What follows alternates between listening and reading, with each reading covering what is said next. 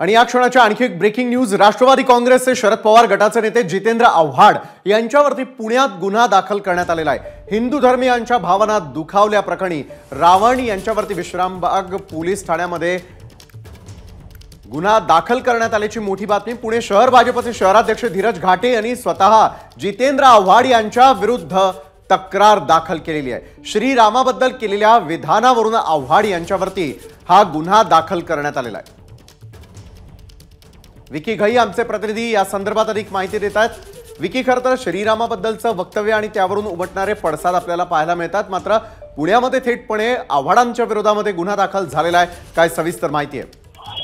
विशाल, जर आपण बघितलं तर भाजपकडून जितेंद्र आव्हाड यांच्या विरोधात काल आंदोलन सुद्धा करण्यात आलेलं होतं आणि त्यांची भूमिका होती की तातडीने जितेंद्र आव्हाड यांच्या विरोधात गुन्हा दाखल करून घ्यावं, कारण जितेंद्र आव्हाडांनी ज्या पद्धतीने प्रभू श्री रामाच्या बद्दल वक्तव्य केलेलं होतं त्यानंतर हिंदू धर्माच्या अनेक लोकांच्या भावना या ठिकाणी दुखावलेल्या होत्या आणि त्याच पार्श्वभूमीवर त्यांनी जितेंद्र आव्हाड यांच्या विरोधात पुण्यात काल निदर्शनं देखील केलेली होती आणि आज त्यांनी विश्रामबाग पोलीस स्टेशनमध्ये जे पुणे शहराचे अध्यक्ष आहेत धीरज घाटे यांनी हा गुन्हा दाखल जाऊन तक्रार देऊन हा गुन्हा दाखल करून घेतलेला आहे।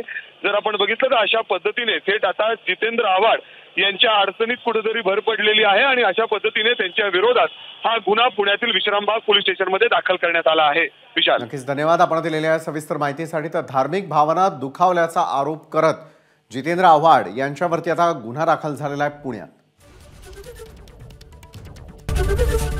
एबीपी माझा, उघडा डोळे बघा नीट।